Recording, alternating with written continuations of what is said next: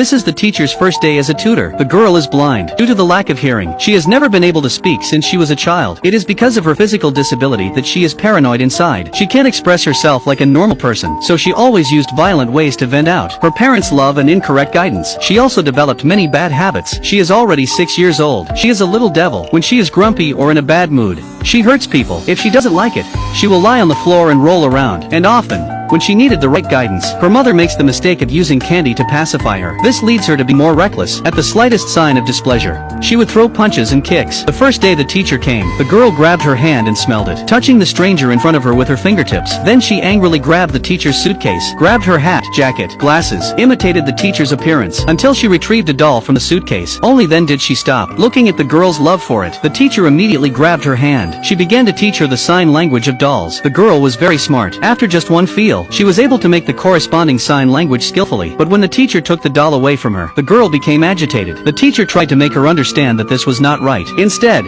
she slapped the teacher directly. The teacher immediately took out a piece of cake to calm her down. Then she taught her the sign language of cake. The girl thought for a while, and got it all right. The teacher happily handed the doll to the girl, but she gave the teacher a backhanded slap. Then she took the opportunity to run out of the door, and cleverly locked the door behind her. The teacher then realized that he had been knocked out a tooth. In the end, the girl's father had to build a ladder to get the teacher out of the house. Just after the girl thought people had left, she carefully took the key out of her mouth, throwing it into the well on the side. Looking at the smart girl, the teacher was no longer angry. Instead, she became interested in the girl. At night, when the teacher was writing, but the girl next to her did not want to let her live in peace, she deliberately spilled the ink on the table. The teacher did not miss any opportunity to let her learn. Grabbed her hand and pressed it on the table to make her feel the ink, and taught her in sign language that this is ink. Everything has its own name. In order to keep her honest for a while, so she dragged her to the side. She taught her how to sew, but while the teacher was arranging her desk, the girl accidentally slammed her hand. The pain caused her to become agitated. The teacher hurriedly stopped her, and told her that such behavior is the sign of a bad girl. Then the teacher made a bad face, and asked her to touch her hand. The girl also made the same expression. Then the teacher changed to a happy expression. She also made a happy face in the same way. The teacher just praised her for being a smart and good child, but the next moment she broke a vase on the ground. She was already used to expressing her happiness in this way. It was bedtime. The teacher tried to take the needle and thread out of her hand. She became frantic again. She stabbed the teacher's hand with a needle. The mother panicked and put a candy in the girl's mouth. The teacher was puzzled. The girl had obviously done something wrong. Why did the mother reward her with a candy? The mother said she was sorry, but this was the only way she could calm down. What surprised the teacher even more was that the next day, at the dinner table, the family didn't prepare any tableware for the girl. She went around the table and ate with her hands. Whoever came to her, she grabbed it from the plate of whoever she came to. The family did not care about the girl's behavior, chatting and eating at the same time, but the teacher simply would not tolerate such behavior. When Helen tried to take food from the teacher's plate, she pushed the girl away. The irritable girl immediately grabbed her fist. The teacher didn't take kindly to her either, and the girl fought with her. The father was angry and accused the teacher of being too rude. He wanted to throw her out, but the teacher ignored the father. She knew that the girl was a tyrant and a troublemaker at home.